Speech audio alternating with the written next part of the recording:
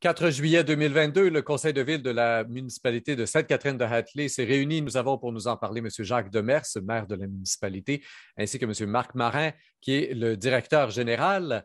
Alors, à vous deux, bonjour. Bonjour. On commence tout d'abord là en ouverture avec un contrat un appel d'offres en fait pour les contrats de déneigement. On sait qu'à Sainte-Catherine-de-Hatley, vous avez l'habitude d'aller avec des contrats de 3 ans pour le déneigement, ce qui vous a somme toute assez bien servi depuis qu'on fait des entrevues ensemble. Mais là, évidemment, il y a eu une hausse des prix de l'essence. Tout coûte plus cher. On s'engage pour 3 ans. À quoi s'attendre, M. Demers? Je me tourne vers vous tout d'abord.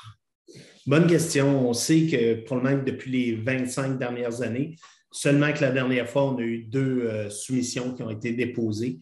C'est pour ça que cette fois-ci, on a décidé aussi un peu de changer la stratégie.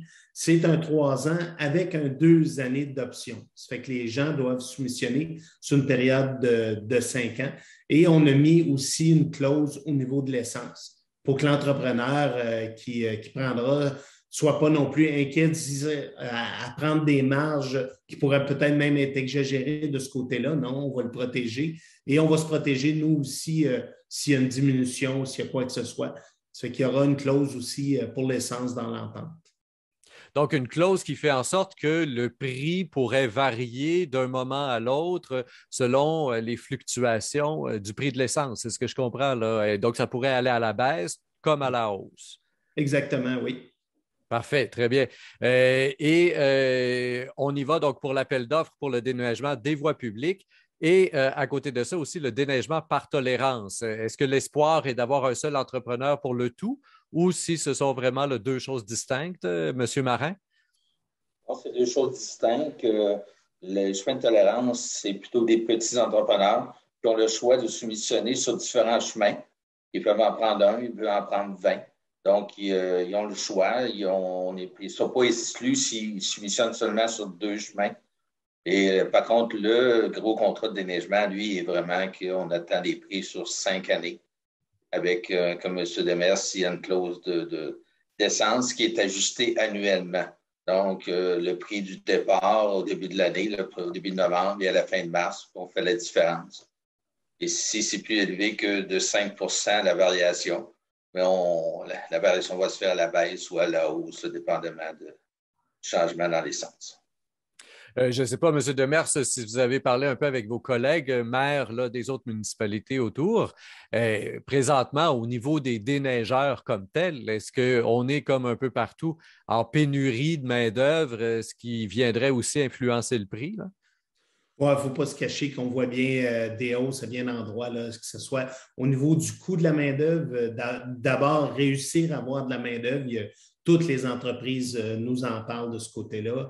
On comprend le défi qu'il peut y avoir. C'est pour ça qu'on souhaite vraiment avoir encore de la concurrence, puis qu'on va essayer d'accompagner aussi. Les dernières années, ce qu'on fait, c'est que notre personne au niveau de la voirie aussi donne un coup de main au niveau du déneigement pour regarder, entendre ce que les citoyens ont à dire, être un lien direct entre le citoyen aussi et l'entreprise. Je pense que ça permet à tout le monde de se comprendre, parce que les journées de tempête, ça devient compliqué pour tout le monde. Mais là, on a décidé qu'on s'impliquait plus. On ne fait pas que juger du contrat, on est dans l'action avec l'entrepreneur et avec les citoyens dans le déneigement de nos rues. Monsieur Marin, pour conclure sur le sujet, l'appel d'offres public, les dates, là, jusqu'à quand les différentes compagnies ont pour soumissionner? On va sortir l'appel d'offres public le 8 et on donne jusqu'au 29 pour soumissionner de juillet. Donc, le contrat va être sur SEAO. Par contre, le chemin de tolérance, c'est sur invitation privée, mais c'est les mêmes dates, la même chose. Donc, on a des entrepreneurs locaux qui, c'est soit leur chemin de résidence ou les chemins proches qui nous offrent un prix pour le déneigement. Très bien. On va aller faire un tour du côté des pompiers. Régie Memphrey Magog Est, on a besoin d'un camion autopompe citerne. On parle d'un montant de 790 000 qui, lui, est divisé là, à travers les différentes municipalités qui font partie de la régie. Monsieur Demers, d'où vient le besoin, là, tout d'abord, avant de parler du montant? La régie avait vraiment besoin de moderniser ses équipements? Oui, exactement. Maintenant qu'on a 4 casernes, il va y avoir une rotation régulière au niveau des équipements et il va y avoir des constructions aussi de casernes qui vont se faire dans les prochaines années. Il y en a 2 qui sont en projet, une à Stansted, une du côté du canton de Stansted. On parle de projets qui vont probablement jouer chacun entre 2 et 2,5 millions. On a une période où ce que les subventions sont intéressantes pour ces milieux-là. On essaie d'avancer pour avoir les meilleurs équipements possibles pour desservir la population. Donc, le 790 000 va être éventuellement, comme on pourrait dire, amorti par une subvention, ou si vous avez déjà reçu une subvention et que le 790 000 est le prix brut, on pourrait dire, là, que ça va coûter à la régie? Non, les subventions, on va en avoir au niveau des bâtiments, on n'en a pas au niveau des équipements. Le camion de 790 000 est réparti entre les 10 municipalités, dont la quote-part de Sainte-Catherine, c'est 18,99, disons 19 de la facture qui vient de notre côté, qui représente environ 150 000, qui sera à payer par Sainte-Catherine sur une période, je crois, de 10 ans dans ce cas-là. Je me souviens avoir déjà fait une entrevue avec une municipalité où il y avait eu un achat de camion comme ça, mais il y avait aussi un camion à vendre qui avait été racheté là, par un pays d'Amérique latine ou quelque chose comme ça. Est-ce que c'est aussi le cas là, au niveau de la régie ou si c'est vraiment un nouvel équipement qui s'ajoute à ce qu'on avait déjà?